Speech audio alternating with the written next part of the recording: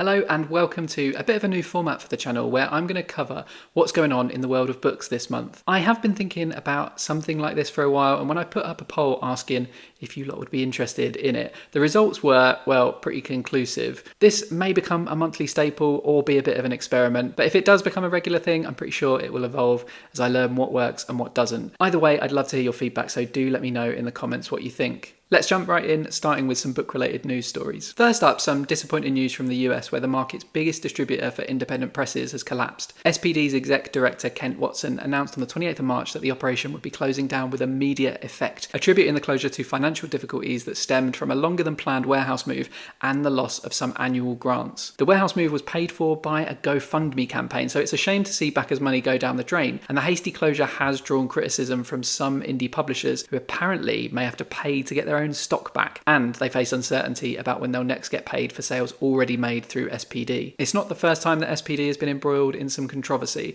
with previous accusations of discrimination and wage theft at the non-profit leading to the exit of the previous exec director. It's a tough time for indie presses, but you've got to hope that another organisation will spring up in the gap. Sad news also that Guadeloupean author Maryse Condé has passed away aged 90. She had a career spanning almost 50 years, most recently recognisable to readers as the author of The Gospel According to the New World, which was shortlisted for the International Booker last year. We'll finish on some pretty weird news, actually. Harvard has announced that a book in their collection that is bound in human skin will have the binding removed. The book Destinées de l'Âme was written by Arsène Houssaye in the 1880s, and it was bound in skin by a French doctor called Ludovic Bouland. Harvard took the decision because of what they called the ethically fraught history of the book, saying that the doctor, quote, carried out an odious act of removing a piece of skin from a deceased patient, almost certainly without consent, and used it in a bookbinding that has been handled by many for more than a century. This comes 10 years after the human skin binding was confirmed, and is a big change in tone from how they reported the discovery in 2014, when they announced it as, quote, good news for fans of anthropodermic bibliopedry,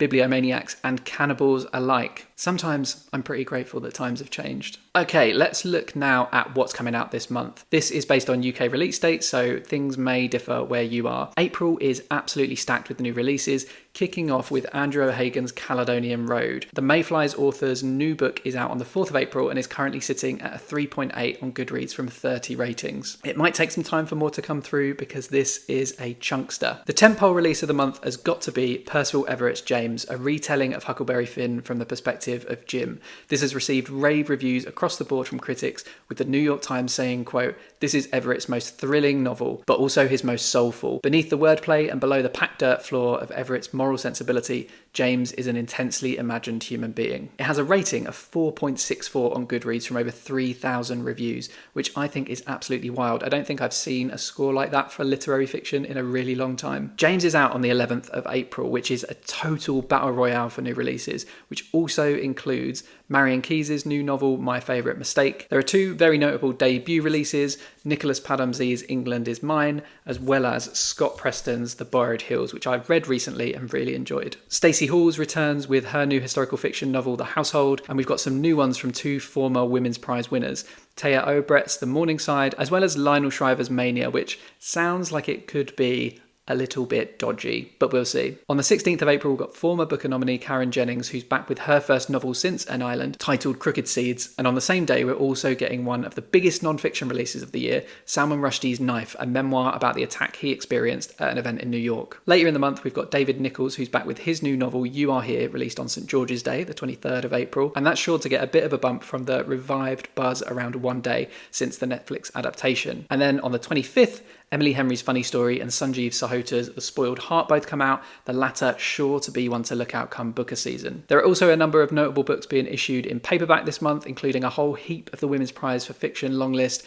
And Then She Fell, Brotherless Night, Ordinary Human Failings, Restless Dolly Maunder, and 8 Lives of a Century-Old Trickster will all be available in the smaller, cheaper editions. So what's been announced? Well, there have been a few notable announcements in recent weeks that have caught my eye. Little Rot by Akwaeke Emezi had already been announced, but had a cover reveal Wheel, that's out in July. Benjamin Myers also had a new book that's already been announced called Rare Singles. That too got a cover reveal, and it looks like it's striking a little bit of a different tone from his previous books. It comes out in August. Jacqueline Wilson fans were also delighted by the announcement of her first adult novel called Think Again. That's out in September, and it revolves around some of the characters from her children's books, but following them as adults in their 30s. Another book in the Before the Coffee Gets Cold series by Toshikazu Kawaguchi has also been announced. It's titled Before We Forget Kindness, and it's coming out in September. I'm assuming that it's translated by Jeffrey Trusselot, as he did the first four, but I am somewhat annoyed that his name is completely absent from any announcement and any listing of this one. I've only read the first one in the series, and I didn't massively love it, but I know it has huge fans. Finally, Rebecca Yarros fans rejoice.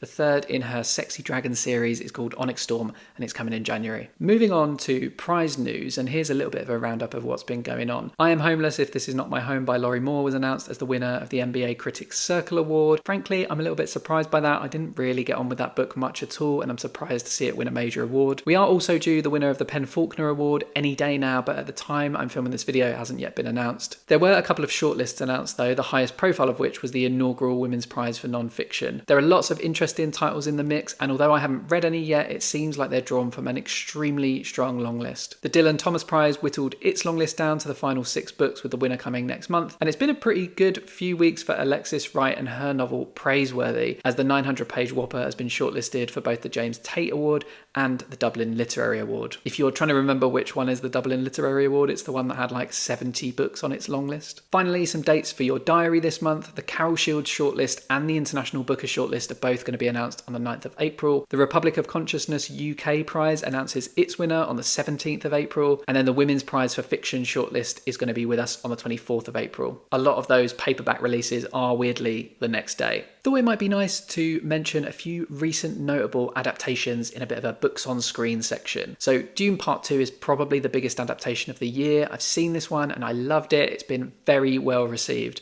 It's sitting at 93% on Rotten Tomatoes, and it's already one of the highest grossing films of the year at over $600 million.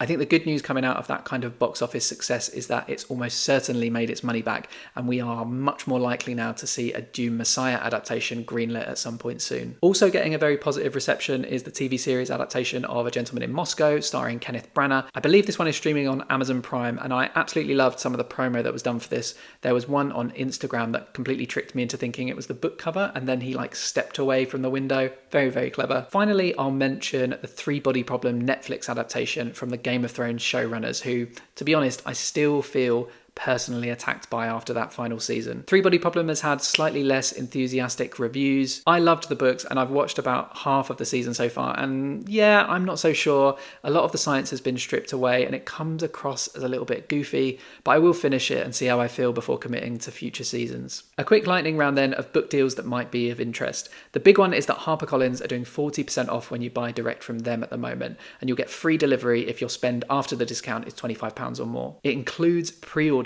so if you are looking to get your hands on Julia Armfield's Private Rights or Oisin McKenna's Evenings and Weekends, this seems like a pretty good way to do so. You'll have to move quickly though, because the offer ends on the 7th of April. If you are a Kindle reader, Kindle Deals have also had their monthly refresh with a load of titles at 99p, including 3 Women's Prize nominees. Western Lane and Then She Fell and The Maiden are all available for under £1. The standout deal from the list though is probably James McBride's The Heaven and Earth grocery store. I have pulled together a list of some of my picks from the deals this month, which I will link in the description. Before you wonder, I am not part of any affiliate program, so I am just sharing these out of the goodness of my heart. We'll finish the video on a feel-good story and a booktuber shout out. I am a big fan of the Disco King. I think his channel is really great, and the way that he reviews and talks about books is really refreshing. And recently he hosted a live stream that was a booktuber quiz featuring some of your favourite faces from booktube. It was tons of fun and I'd highly recommend you go watch it, but I have to highlight a moment that caused me complete and utter shame. There was this Guess the Booktuber segment where there were zoomed in photos on various booktubers, and upon seeing this forehead,